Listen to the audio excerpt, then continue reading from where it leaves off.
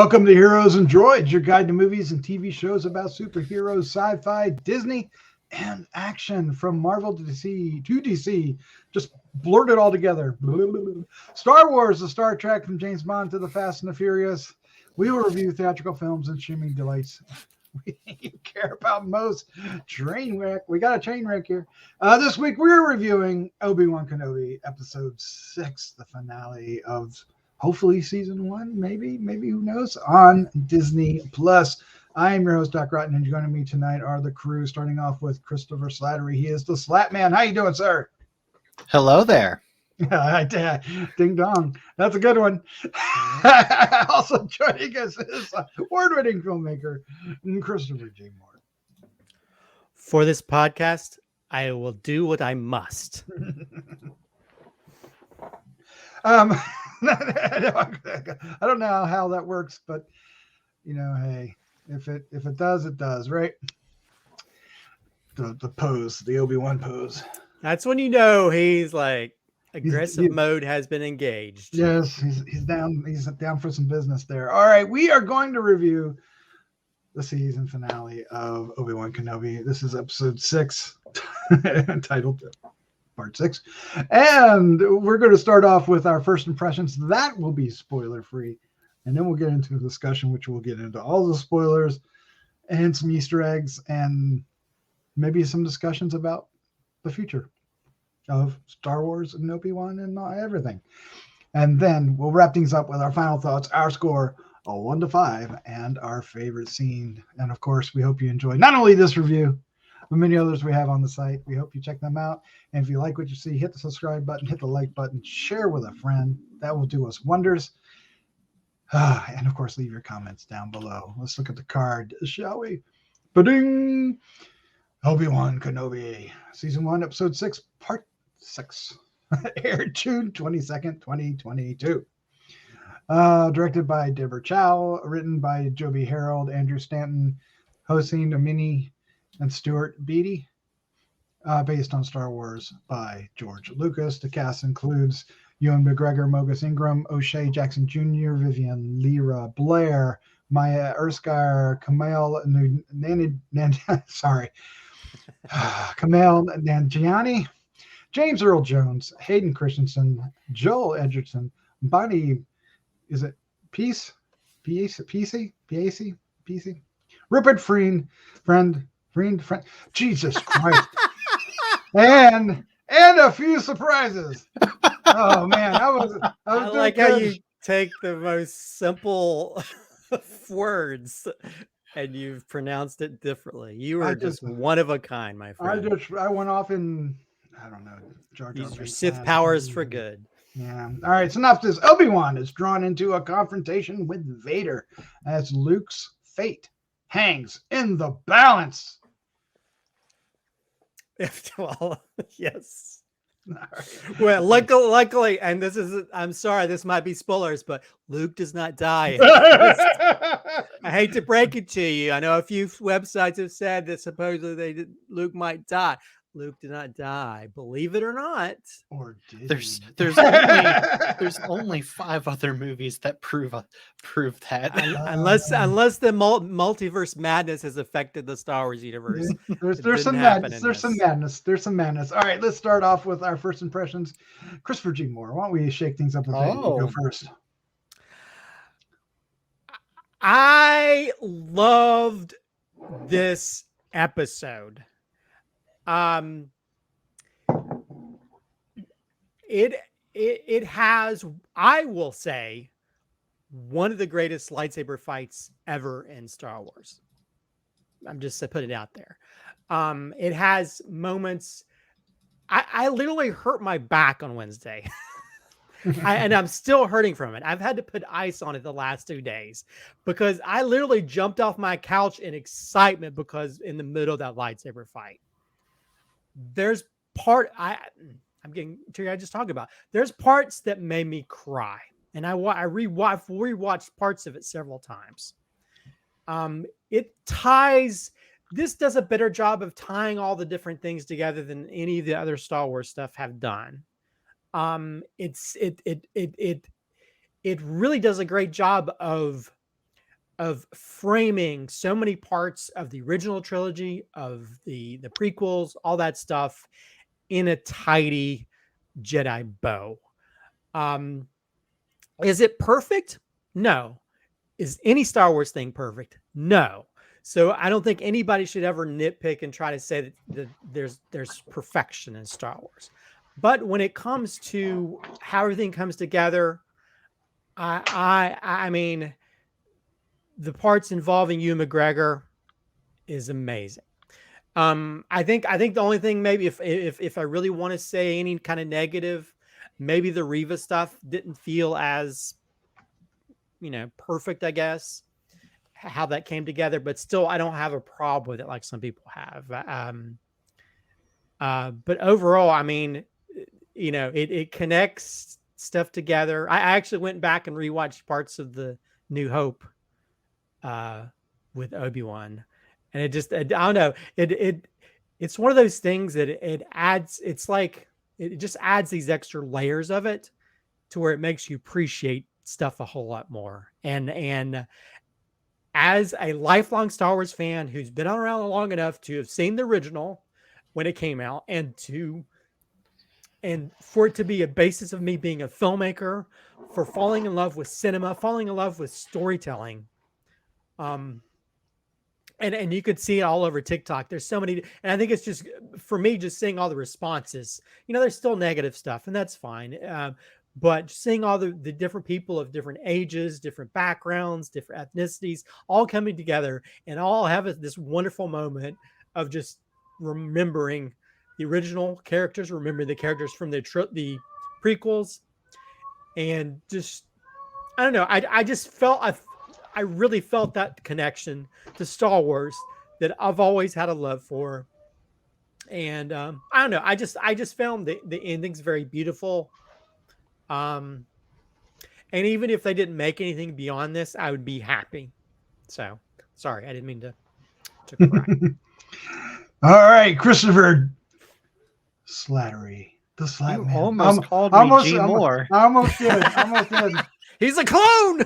He did. He's a clone the what whole was time. your first impression of episode 6? My first impression is going to be very similar to Mr. Moore's. So if I am a clone, that's evidence right there. Because I loved it. And outside of being alive long enough to have seen the original in theaters when it first came out, I kind of agree wholeheartedly with everything with what Christopher G. Moore said. Down to, there are parts of this episode, parts of this series now, I guess, that if you want to frame it that way, that just kind of, that enhances not only the 3 films that come before it in canon, but also the A New Hope. It makes the look that Alec Guinness gives to Luke and Leia on the Death Star, it frames it in a whole new light, and it just, I loved it. I absolutely loved it. If we have to do this and I have to nitpick, I will say that the CGI rocks looked very CGI to me. But it's okay, because I love Revenge of the Sith, and Revenge of the Sith does not have good CGI. So, all right. Well, how do I go about doing this? I too am a lifelong Star Wars fan. I saw Star Wars. I was 12 years old. I saw it when it came out in the theaters. Instant fan, just like everybody else that saw it in the theaters. Been a fan ever since.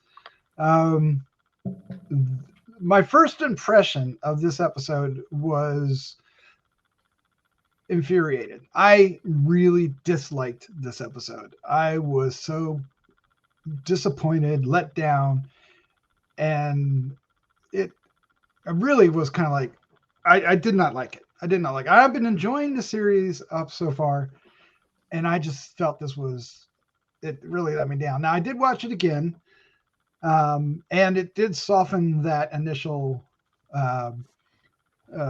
reaction. Still not a fan of this episode. There is not even 50% of it that I actually like. And we'll get into all the details about it. Yeah, there's parts of this that were like laughably bad dialogue. There's motivations and actions. There's time things that don't make sense. There's a lot in here that really just felt rushed and poorly written and poorly crafted. And I was not a fan. Now, there are moments in here, like Christopher said, there are moments in here that do exactly what Christopher said. But for me, it's only moments. It's not the entire episode. If I want to go to those moments are really, really strong. But the episode itself, I did not like. There is a huge problem with, there's basically two storylines we'll get into in a minute, and there's a problem with both of them. One of them is a much larger problem, but we'll get into all that, because I'm sure, and I'm counting on it, that you guys will come in here and kind of ease my distaste for this, and maybe I'll start seeing it a different way. But I did not get the same reaction the two of you did, and I really wish I had. I really wish I had, because I was looking forward to it. I was expecting that, and it felt like it was going to do that, and it didn't, and then it almost did, and then it didn't quite. So my initial reaction was, I was really mad. So, and then the second initial reaction is a little less than that. And I'll say one more thing, and then I'll turn it over to Christopher. But that doesn't mean that I wasn't entertained by Obi-Wan Kenobi, the series. I just have a fundamental problem with some of the story in this episode that I think undoes a lot, kind of does a big disservice to the series. And we'll get into all that here in a moment. But before we do, I think we need to get into all the spoilers and all the cool Star Wars facts. So let us have it, Christopher. Well, for getting into the Star Wars spoilers, and the Easter eggs and all kinds of things. First of all, we get the first mention of a planet called Tessin, which is not in Star Wars lore, but it kind of follows along with a lot of the things that Star Wars has been influenced by, because Tessin is actually the name of a Japanese war fan. So because of the influences by Akira Kurosawa and stuff in regards to Star Wars, it's very appropriate that a planet will be named after that. Let's see. The planet that Obi-Wan and Vader fight on, they just call it a desolate moon. They don't even name it. So it's kind of, you'd think that they would name it something. Of course, the one big moment is the fight between Obi-Wan and Vader, and Obi-Wan says, "I will do what I must," which is, it actually revisits the same phrase from Revenge of the Sith, the big duel that he has with Vader to begin with, that ends up turning him into a charcoal. And then Vader says, "Then you will die," which is actually a callback to the Ahsoka fight between Ahsoka and Vader from Rebels. So we get a nice little callback to do different things, which a little bit later on, I kind of point out the correlations there as well. Of course, we sort of made fun of the fact the aggressive pose by Obi-Wan, and that's of course he does that. He does that in Revenge of the Sith against General Grievous. He does that versus Maul in Rebels. So he's done that a few times throughout history. You can always tell he's ready for business if he does that pose. You better look out.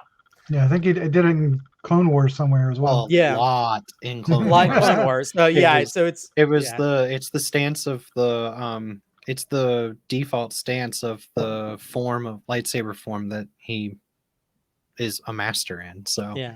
So well, and he doesn't. Yeah, he's definitely gonna do some major damage if he does that. Vader hits Obi-Wan in the nose, which is kind of similar to what happens to when Maul does at the Qui-Gon Jinn. So there's that moment of like, oh, is he going to try to do a Qui-Gon Jinn type damage?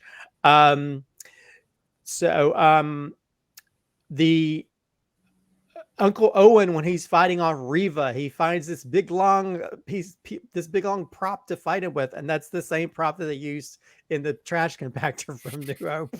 So we get a nice little callback to that. Wait, isn't that supposed to be like an engine part, like a Yeah, it's from Mandalorian. They had it in the Mandalorian that it's like a space. Yeah, it's like a space catalytic converter. Yeah. So let's see. Owen, when he falls, he hurts his leg, which actually ties into old Owen because he had a little bit of a limp when he's walking. So now we know where he got the limp from. Let's see. Of course, we get the great moment where Obi-Wan makes all the big rocks float behind him. We get a reference earlier where it's like, every kid that can make a rock float. We also get the big moment in Last Jedi where Rey makes the rocks float. It's a very common thing for any Jedi. It's one of the first tricks you probably uses trying to make rocks float. And so in this one, he makes rocks float and batters his opponent with the rocks. And that was a moment I hurt my back. So thanks a lot, Obi-Wan. I was like, yeah. Oh. And I was like, damn. My Sith body's getting old. Let's see. One of the coolest things, if you pay attention to, is when Obi-Wan cuts into his mask, he cuts into one side, and in that side is the opposite side from the side that Ahsoka cut in Rebels. Okay, so you have both of these people who unmask one half of his mask, and the only person that can fully unmask him, of course, is Luke in Return of the Jedi. So again, that whole lyrical way of poetry that George Lucas always said about telling stories, to me, that visually is one of the coolest freaking damn things I've ever seen in filmmaking in general. I just love that, how they pay attention to that. And also just that one moment where Vader says, "You didn't kill Anakin Skywalker, I did," which again that reinforms that conversation that Obi-Wan has with Luke, where he's telling him that Vader killed his father, and then later on, as the Force Ghost had to sort of explain, from a certain perspective, for a certain perspective. And so he said, yeah, he did murder your father. So I love that you have that sort of, he's taking it, by basically what Anakin told him, and he used that as a way to tell Luke. So I love, to me, that, and I rewatched it even before this podcast. I was like, I rewatched the thing where Obi-Wan's talking to him, and it's like, it just makes it just adds so much oomph to that. I always thought like prequel type stuff would just be, we already know this, blah, blah, blah. But when it reinforms and it adds these extra little biscuit layers to the deliciousness of Star Wars, it just makes me very happy. Of course, I had to do a fun food allegory. Let's see. When he says, "Then my friend is truly dead" to Anakin, that's another sort of variation of what Luke says in Return of the Jedi. "Then my father is truly dead." So again, we get this sort of the lyrical nature of a lot of these lines and stuff. Of course, we get where Vader's like, "Obi-Wan," which, if you're a fan of Rebels, Vader is like, "Kenobi." So we get each one of them again saying different halves of the same name, and so again, I love that part of it. Of course, we get the return of the Emperor. So people were like, "Is the Emperor going to show up?" Yeah, he's back. So, and it was Ian, so that was good. Yeah. Let's see. We get to sort of see the full independence of Leia when she dresses herself at the very end, and her intricate top braid resembles the same outfit hairdo she has at the end of New Hope for the the ceremony. Also, the holster and look that she's wearing is similar to Leia's look in the Age of Rebellion comics. So I thought that was kind of cool. How they're also sort of tying into some of the comic looks that we know. Let's see. When Leia says to Kenobi, "Will I ever see you again?" I'm sure we remember that line from somewhere. I don't know. Could have been Anakin to her mom when he's been taken away. So again, we get a nice a little callback, to Anakin. Let's see. Towards the end, when Obi-Wan, if you notice, he's wearing lighter robes, and actually his outfit and the goggles are similar to the look of the Star Wars number 15. I think it's from 2015 with Obi-Wan on the cover. So again, another sort of tie-in to some of the looks from the comics. And I'm sure the one line this whole series we've been waiting for him to say. Yes. And he says it in the most perfect moment because he says, "Hello there." And that is the first line he says to Luke when he meets him again in New Hope. So to me, that is like the perfect time to incorporate a line that's been very famous that people sort of make fun of and do memes on TikTok and Instagram and that kind of thing. Let's see. And of course, not only do we get a Return of the Emperor, but we finally get to see Liam Neeson back as Force Ghost Qui-Gon Jinn, and evidently he's been there the whole time. He's been watching Obi-Wan. Was he been using the bathroom or whatever? I always wonder if they're just like peeking at people when you're in the midst of doing private stuff. And he returns, of course, with a particular set of skills to help him out of the Force Ghost stuff later on. Let's see. The part where the Star Destroyer is chasing after them in their vehicle. They play a little bit of the Empire Strikes Back chase score. Oh, nice. If you remember that. And there's little bits and pieces of some of the music from the original trilogy and stuff. Always is really cool. And of course, let's see. They talk about the ship motivator is shot. And we also had a busted droid motivator in the New Hope. Mm-hmm. So again, we get a nice little different types of motivators for different things. Let's see. Now, we talked about each one of these episodes has been sort of correlating with each one of the films.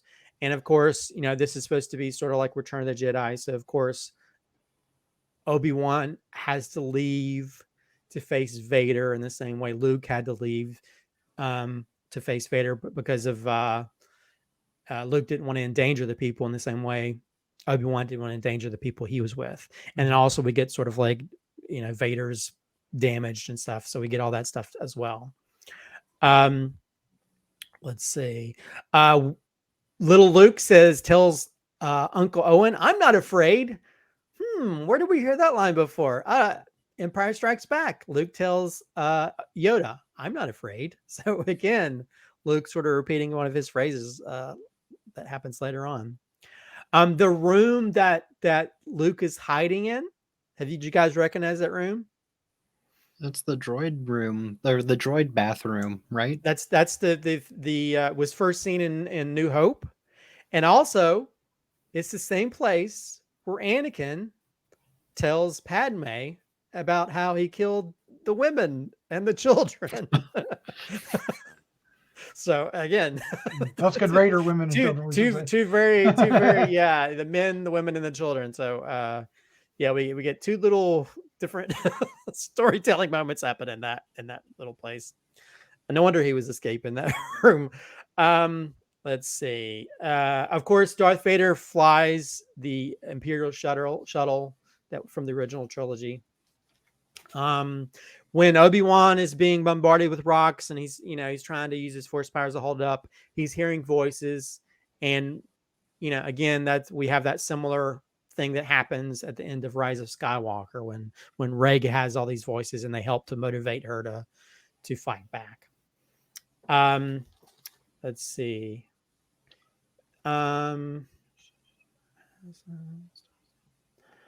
Oh, Vader, when he gets hit with a lightsaber on the top of his head, it leaves a scar. And you see at the end of Return of the Jedi, when he pulls his mask off, he's got that scar. So again, we found out where that scar came from is because of this. So again, that just how these little things sort of like inform things that we've seen before we didn't know. Like, where did he get that from? The Emperor tells him, "I wonder if your thoughts are clear on this," and which is actually similar to Return of the Jedi, where I wonder if your feelings on this, Master, are clear. I wonder if your feelings on this are clear, Lord Vader. Oh, I wonder if your feelings on the Master are clear, Lord Vader, something like that. So again, it's a similar wording there. And the cool thing about if you listen to the music that's been used throughout this season of Obi-Wan, they've only a lot of times played bits and pieces, but the one full thing that they do play is the full Imperial March at the very end, when we get Darth Vader in his castle. And again, we get that nice little foreboding shot where it's almost like he's inside his own mask, like we mentioned before. But this one, his mask looks angry. Looks angry this time.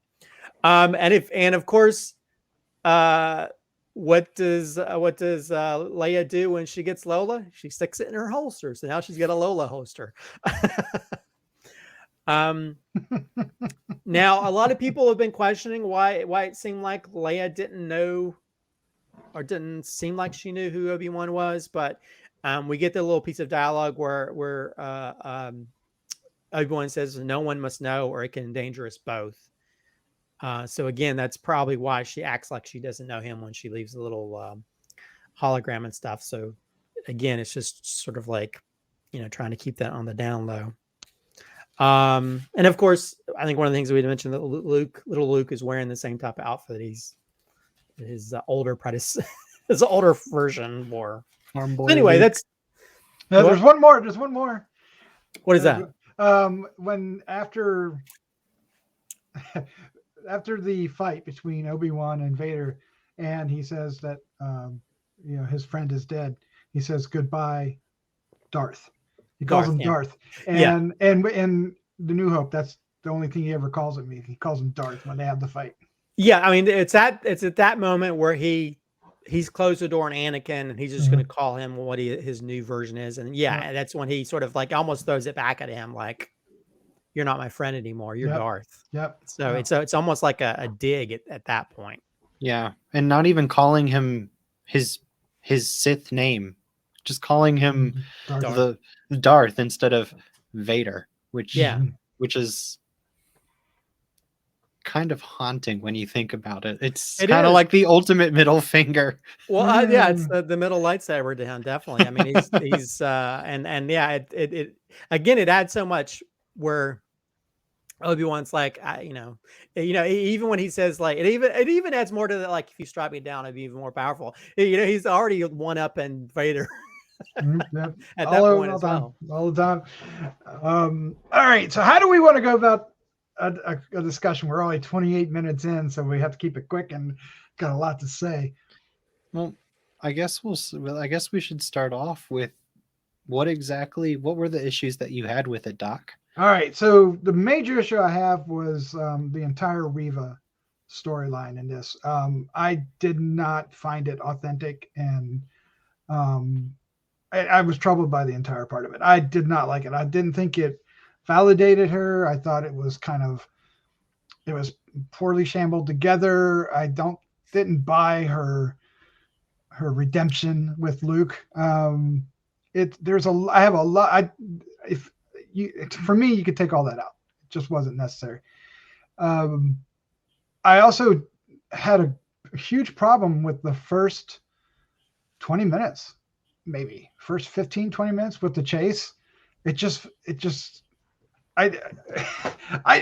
me, it was ludicrous. It was ludicrous that he's got this ship chasing him down.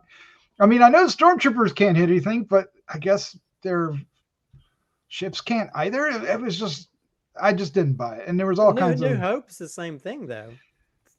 Yeah, but they caught him. They caught him. That's a different type of ship, though. But I did not like that. And then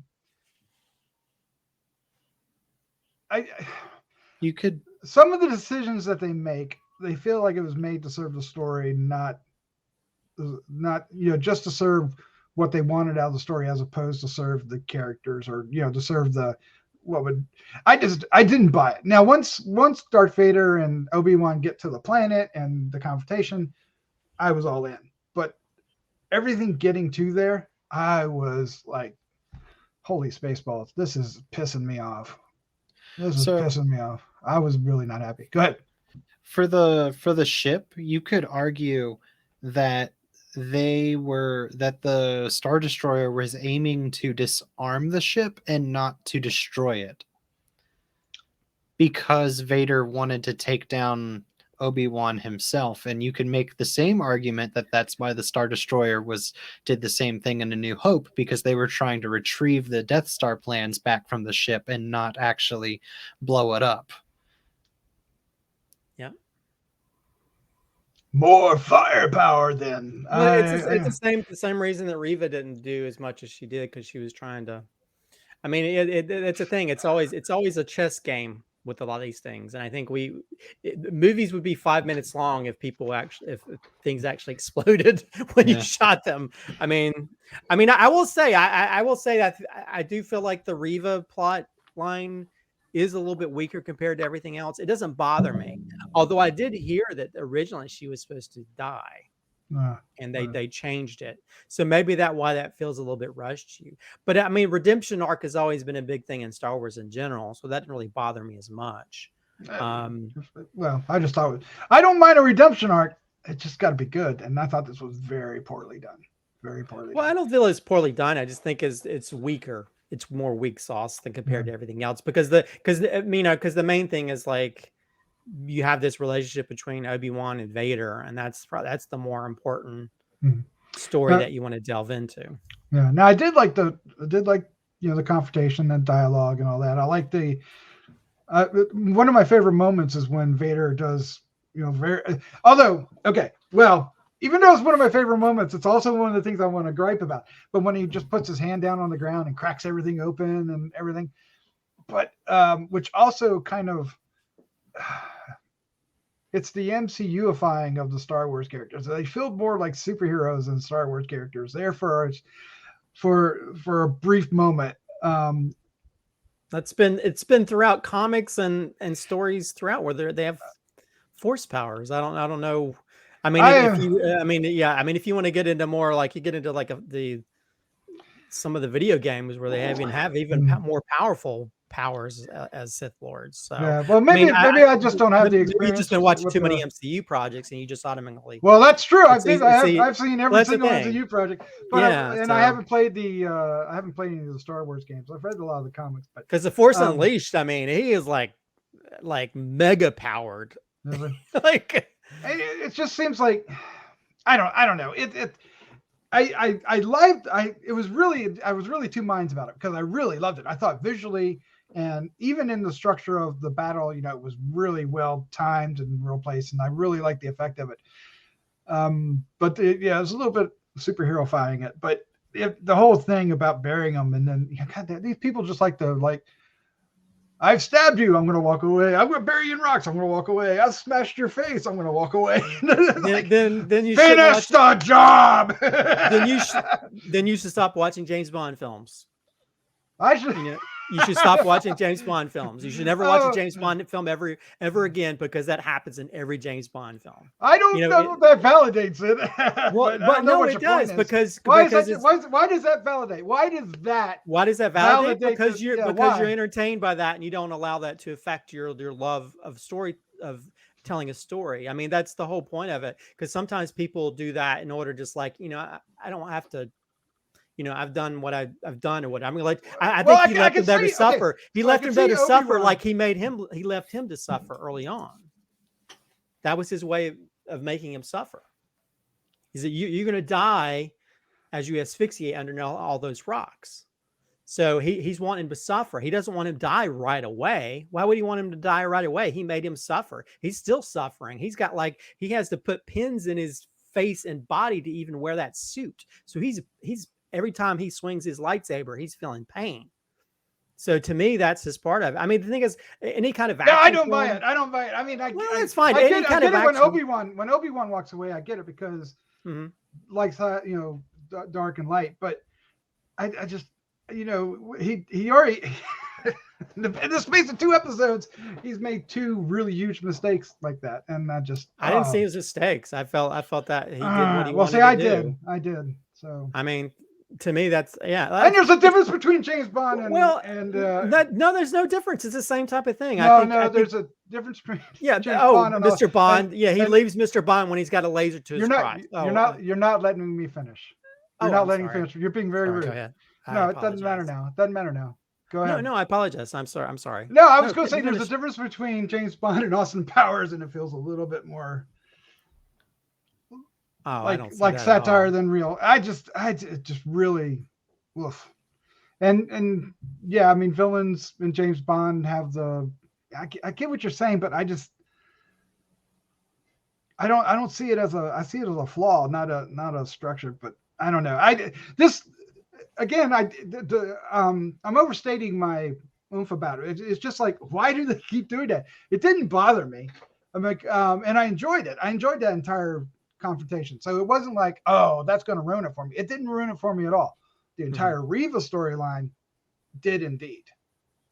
I was so infuriated by, I just, you know, it just ruined the entire 6 episodes for me with that character. I really think they did a poor job with that character.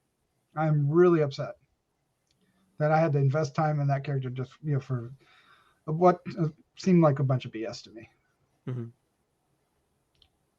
I mean, she could have died on the planet and the story wouldn't have changed. Yeah, well, I think it's just it's just showing the same type of redemption arc that we've seen in other characters. So I've seen it much better in worse. Well, I mean, the much better version of that is Anakin. So I mean, it's just another sort of like the lyrical thing of telling another sort of villain who became a villain because of their situation, and then I don't think they succeeded in that. They've succeeded in a lot of the poetic lyricism that you're talking about with other storylines within Obi-Wan series, but not that one. That one I don't think was successful. Well, I mean, I understand that. Like I said, I don't think it's one of the strongest storylines that they've told, but it didn't bother me because it's just part of the whole nature of Star Wars in general. So, yeah, I mean, they could have done it a little bit better. I agree with that. Yeah. Now, I really did like our cameos at the end. I was almost groaning at first, but then I was like, no, this is I don't need to groan. This is actually good. It's like, oh, here's the Emperor again. But yeah, it's like, of course, this works. This works. And we've been waiting for Qui-Gon, right? The entire series. So yeah, I mean, we've been wanting to see him, you know. I mean, we've seen him in animated versions, I guess, but we just haven't seen on this level, and there was rumor about it. So yeah, but I like the way that he stated, "No, I'm not in the show. I'm not in the show." Of course, he said. Well, again, we've learned to not believe people, especially after the Spider-Man film. We know not to believe when people say that anymore. Yeah, I saw somewhere an interview where it's like, maybe means yes. If anybody says maybe or kinda, it always means yes. Or if they sit there and say, "Well, I signed to be on this," you know. You're not saying that you're not in this show. Wink, wink. Okay, so here's one little thing about the first 20 minutes that I did like. Because if it was a different character, it wouldn't have happened that way. And I like that. You got Vader and you've got the Grand Inquisitor side by side. And the Grand Inquisitor questions his actions. Right?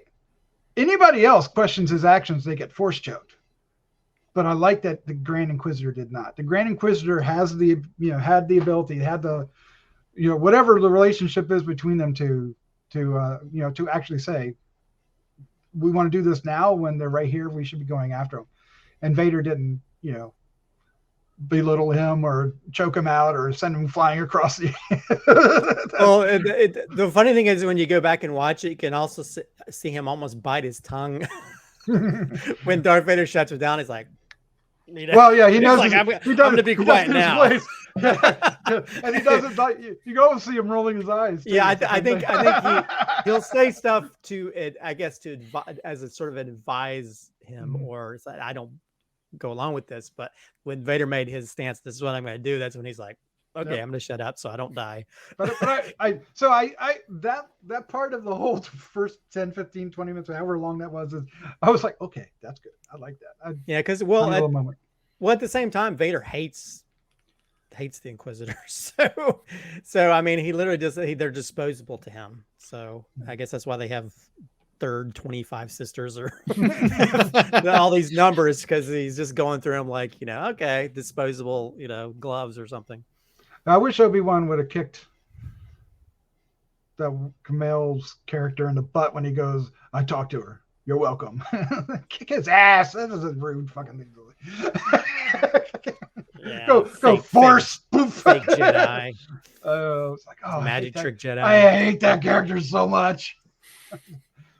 Well, it's a funny character we haven't seen in Star Wars, so I give him that much. Well, you don't have anybody pretended to be. I don't think so. I don't think you have anybody pretending to be a Jedi like that. That and his lines in the last episode with "I'm not a babysitter." Oh my god.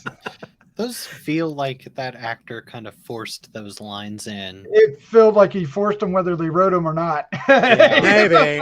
Although I did see someone that actually went to a live screening in Toronto of the last episode, and people were laughing at that line. So, oh my god!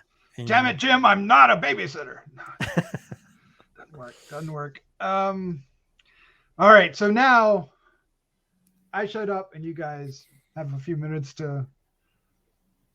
Well, first of all, pour on some love. First of all, I apologize for talking over you earlier. It's just my passion speaking through, but I can understand everybody. Again, we all look at things differently. I have diehard Star Wars fans that hated the Boba Fett series, because I have friends that actually cosplays Boba Fett and made their own fan film of Boba Fett, and they just feel like that's just not Boba Fett to them. So I can understand that. And I can understand that when they bring a new character like Reva, it does feel like they're trying to sort of because we've seen that kind of storyline, tried and true storyline being done before. I can understand that. There is something a little bit off with that character, but it didn't bother me as much. But at the same time, I'm here for the Obi-Wan Vader show more than anything. And that them reuniting and having that duel, that to me, that's the true duel of the fates right there. That's the moment that I loved from Revenge of the Sith when they had the big fight, because I don't know about you guys. I remember, I think it was Starlog magazine, one of those magazines. It talked about they had this big duel on a lava planet, and I always wanted to see that, and finally get to see that in the prequels. It was kind of cool, but this one, I don't know. There's because there's much more at stake, and there's much more.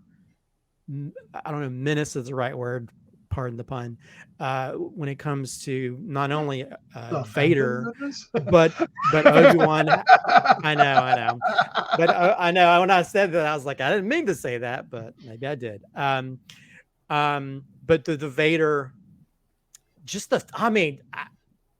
I think this is the one moment where I think this is the best performance of Hayden Christensen as Darth Vader, or as Anakin, in that one moment when he's speaking with that cracked helmet, and it's so creepy and evil, and I love it, and the use of light and the voice too. The voice, having both voices.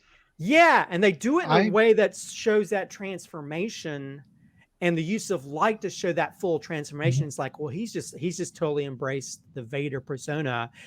I mean, that was amazing. And also Obi-Wan, where he's just before he was just sort of fighting his friend, but this one, he's just he's going at it. He's doing behind the back things. I mean, it's And then when he's throwing rocks at him, I was like, holy crap. I mean, this is one of the best Star Wars things that's ever been Star Wars, if I can use that as a verb.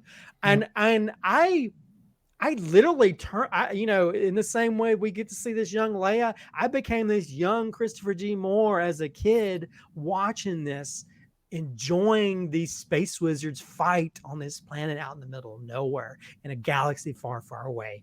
And that's what I come to see the Star Wars stories about. And that's just what brought back that passion, that fervor, that love for everything Star Wars. And also how they just connected all those little bits and pieces by the end that some people might see it as sort of like fan servicey, but I found it to be beautiful. It was like a love letter to Leia, a love letter to Anakin, a love letter to Qui-Gon, a love letter to Obi-Wan. To me, that's the perfect ending. That's the ending that needed to happen. Well, even the Emperor, they even like did a great job of like recreating the face stuff from like the earlier ones. Yeah.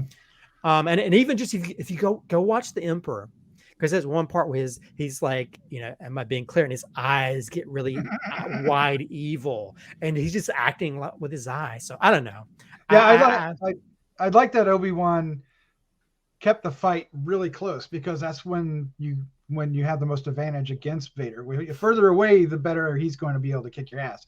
But he gets in there close, right? And that's how he gets bam, bam, bam, hits him up against the chest and knocks disables his well, that's the main thing. You got to disable that the air stuff. You got to disable all the stuff that helps his lungs work. Yeah.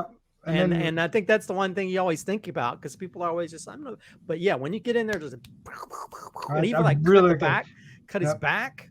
Yeah, but he got it like 3 times rapid. It was really, and then when he hit the helmet, it was big sparks and it had a red glow around the cut. He does this lunge.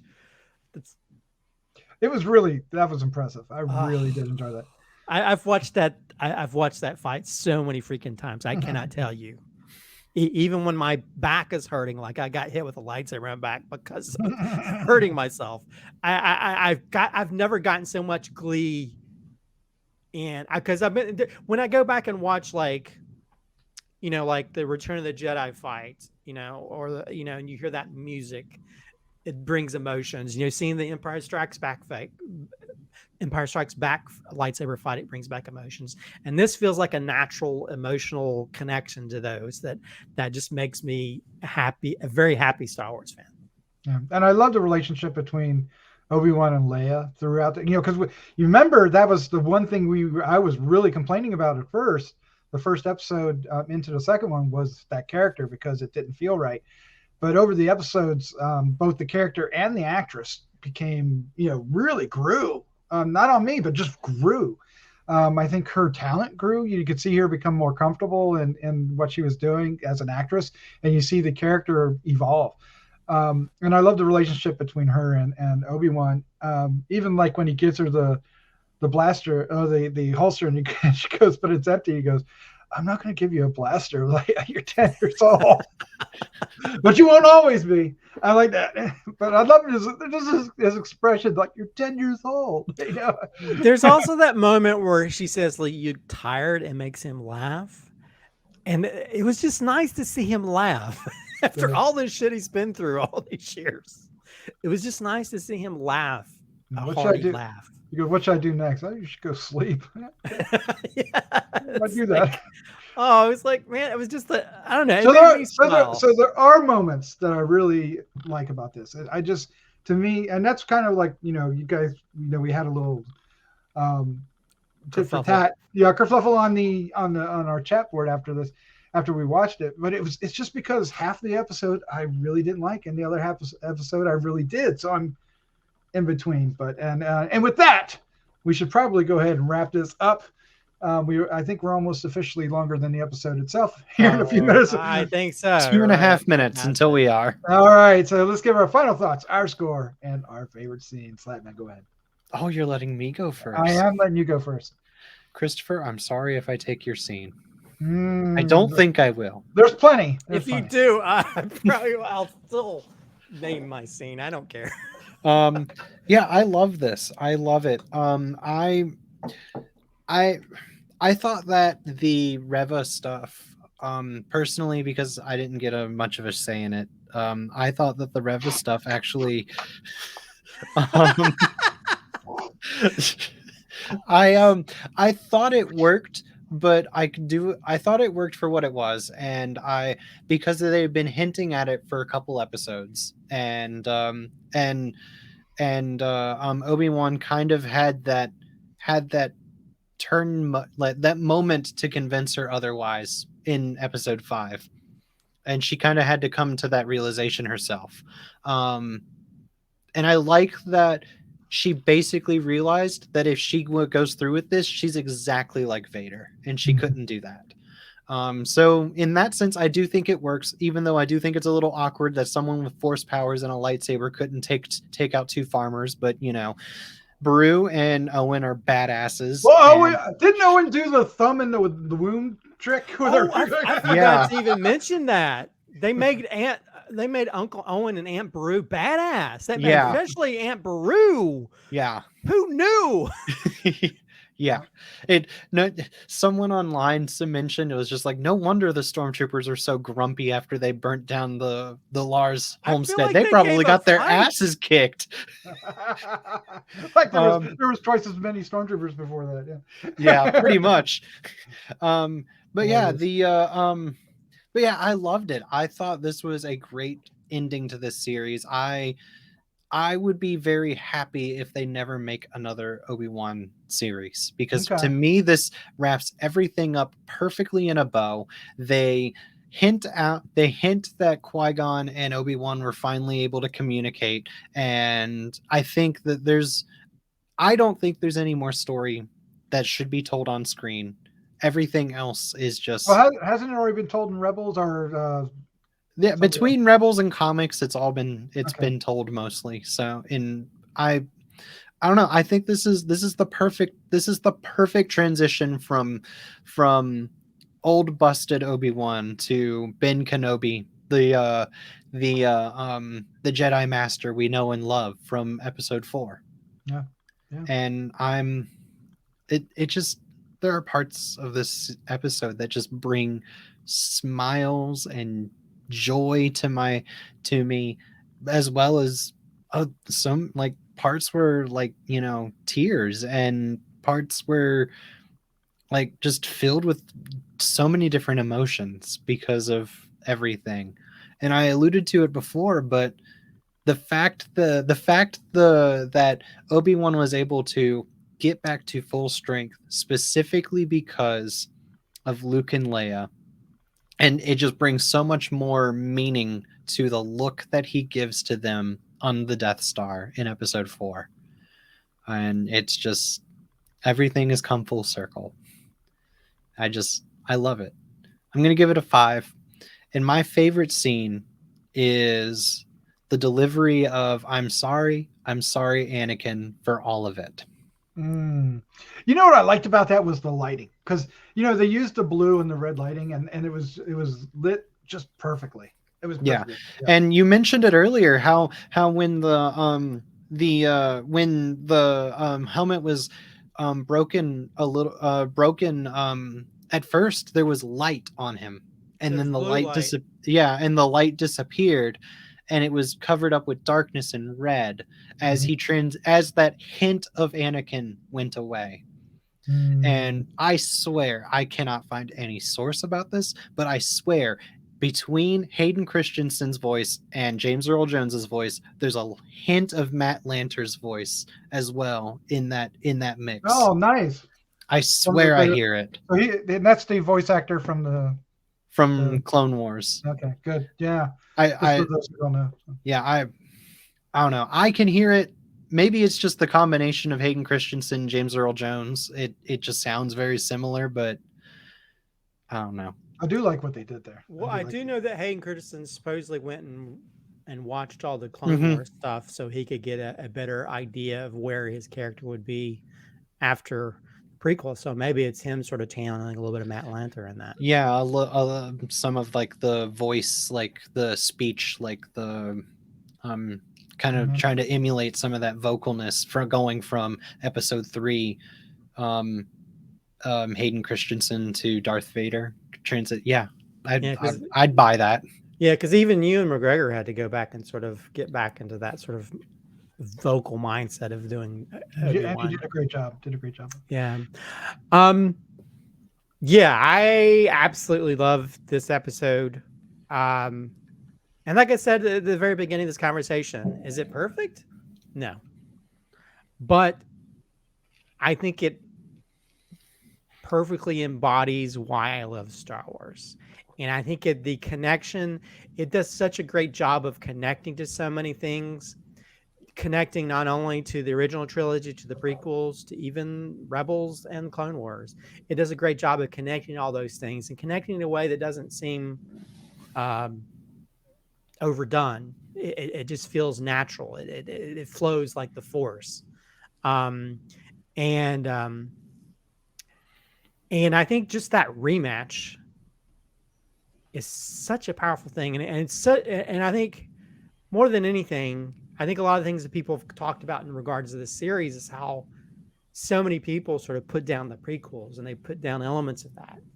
And to see these two actors come back into these roles and embody them in a way that sort of reinforms the original movies they were in, and also brings it to this new level and shows emotion, you know. I mean, that the moment that Chris Slatman talked about in regards to Hugh McGregor just gives a performance of a lifetime in that moment where he's like emotional. It's like, I'm so sorry, you know, pleading.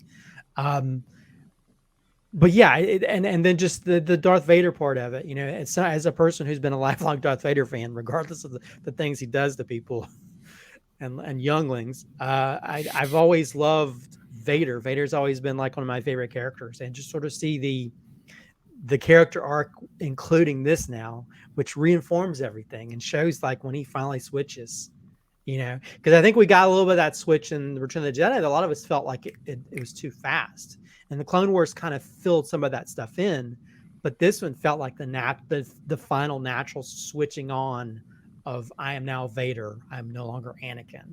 And it's just perfection, you know? And even like we just joked about in regards to, I have a new appreciation for Uncle Owen and Aunt Beru now, you know, because they were the two sort of understated characters that we don't think about, but we know they've been protecting this kid who's a Jedi all this time.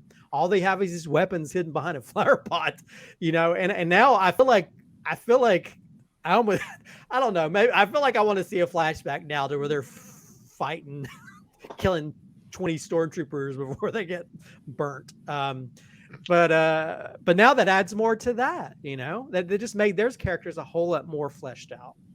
And you know, and I don't know, I love a lot of the uses of music. I think Leia is so great. Her character, I think she just adds another layer to the character of Leia that we've known and loved. So I don't know, this gets a 5 out of 5 for me, regardless of you know, maybe the storyline with Reva is a little bit weaker, I guess, than what it should be. It didn't bother me as much. I felt it was kind of a new type of, still a kind of a new type of character, this sort of cocky, overly cocky type character with that role. And just the Inquisitor stuff was kind of cool throughout this whole series. As for favorite scene, mine's a different variation of Slatman's. And that's when he says the whole you didn't fail me, Obi-Wan, or and just talking about like, you know, you didn't kill me or whatever, I killed Anakin or whatever. And that moment says more than all the prequels put together for me. It says so much in that one line, and that performance and the use of light. It's just amazing. And again, that lightsaber fight is bonkers, amazing, awesome. That's the kind of stuff that we saw a little bit of with Rogue One, and to see that full-on Vader fighting full-on Obi-Wan and his full potential as well. And that just made me very happy. I want to see more lightsaber fights like that. You know, yes. In other properties, please do. So anyway, that's all I'm gonna say.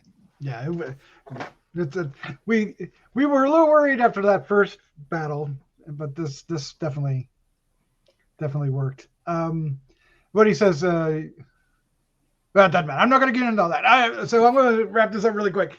As I said, I had a real hard time with the whole Reva part and maybe the first 10, 15 minutes. But once the core of the story, which is Vader confronting, or Obi-Wan confronting Vader, or Vader, whichever way you want to look at it, that confrontation is spectacular. And then all the little codas that we get after are just so well done and so well placed.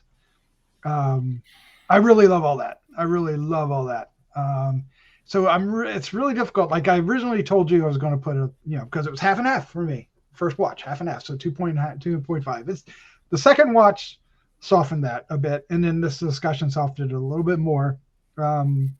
Because there are these moments that really do inform the entire series as opposed to just this episode, and those are well woven in. They don't feel forced at all, I don't think. I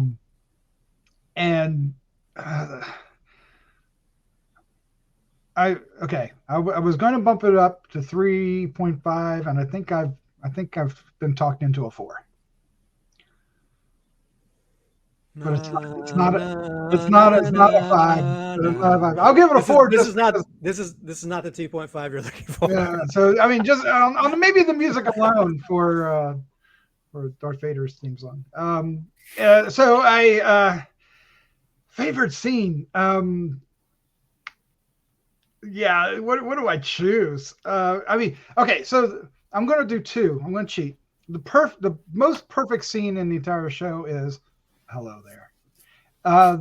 Just the build up to it and who he's saying it to, the framing of it, what he's wearing. It was really this incredible moment, and it just it was like that was great. But I will say when I'm going to go to the battle as well, and there's a couple of moments, a couple of confrontation moments. I'm actually really going to cheat. I'm going to get 3. When they're facing each other before they start fighting, it's Deborah Chow framed it really. I mean, it's very straightforward, right? It's you get Vader looking stage left, right, and then it cuts and you get Obi-Wan looking stage right, but it looks so spectacular. And I know somebody somewhere is going to splice those 2 images together and make it like one shot, and it's going to look fantastic. As a whole fight, it was, the better. Yeah, I mean, my favorite moment of the fight was Obi-Wan disabling Vader, right? Going in there and bap, bap, bap. Getting into close quarters, right? Where, he has the advantage, not Vader, because he's so up close, and that's where he can, he fights better up there. And Vader doesn't. So he takes advantage of that and takes advantage of Vader's weakness, right? Without having to explain it in some kind of weird exposition dialogue, right? He just gets in there, bap, bap, bap. And then, of course, the big slice of the mask, and which was, could have been a little worrisome because we've seen it, right? We've seen it twice, even sort of, right? We see Luke take the helmet off, and we see in the cartoon or the animated series, Rebels, we see it as well. It is on the opposite side. I didn't really realize that. That is quite interesting. But it was seeing what they did and realizing that that it's Anakin under there, but it and the dialogue that was going with it, and the sound, the mixing the 2 voices, and sometimes it would lean more toward Hayden, other times it would be a little bit heavier on the Vader side, and it was always and it was wheezing all along, right? It was always wheezing. And the color of the red, and juxtaposed against the blue when they would cut the Obi-Wan, really, really well done. Really, it's probably the highlight of the entire series. It's also nice to see because, like, when you go back and watch the original trilogy, when they had the lightsaber effects, they were just big white light swords, so they didn't reflect anything. And go watch it and see the reflection of the lightsabers in his mask and his eyepiece and stuff. It just added so much to the fight, so much when you see that when they're battling. It's just beautiful. Now you know why he has a slightly different helmet. Well, That's true. Obi-Wan slapped him upside the head. Slim it down. Yeah, and then a year or two before A New Hope, Ahsoka slapped him upside the head again. Oh my gosh, poor guy. Can't catch a break. I'm surprised no one mentioned Qui-Gon coming back, like as a favorite scene. I liked it, but I don't think it's my favorite scene. Oh. It's not the worst. It's perfectly fine. But, although I do like that Force Ghost seemed to just get. Somebody did a TikTok compilation of Force Ghost just giving people shit. I mean, Yoda did it. Luke did it. Obi-Wan did it. Now Qui-Gon did it. Obi-Wan's like, well, from a certain point of view, you know. Yeah. Well, I guess when you become a Force Ghost, you become cranky because you're just a Force Ghost. Oh man, Yoda Force Ghost giving Luke crap later in the movies. It was the best. One of my favorite moments from the third trilogies. Yoda moments. All right, guys, there you go. That's our hour and 5-minute review of a 50-some minute show. We hope you enjoyed our ramblings and cantankerous confrontations, and butting the Slap Man out entirely. Sorry about that. Well, we hopefully you'll catch us still rambling on about Ms. Marvel, and we have Andor coming in about 6 weeks. Oh gosh, is it that soon? Is it? I think it's September. So I read somewhere that Andor is going to be 12 episodes. I've heard that too. That seems like a lot. I wonder if we'll see Roken in that series. Possibly. We'll definitely see possibly Leia's dad. Yeah, Jimmy Smith again. Yeah. They only showed 12 on IMDb, but who knows, right? Still, it's a lot more. That is a lot. We're kind of spoiled with the 6-episode thing because it's kind of weird and like 12 episodes. Maybe they're only like half-hour each or something. Anyway, so we got plenty more to talk about. We have Thor coming out soon, talk about as well, and all kinds of other goodness. And we're also doing, not with Mr. Moore and Slapman here, but we are doing the Star Trek series, Strange New Worlds, as well, with a different crew.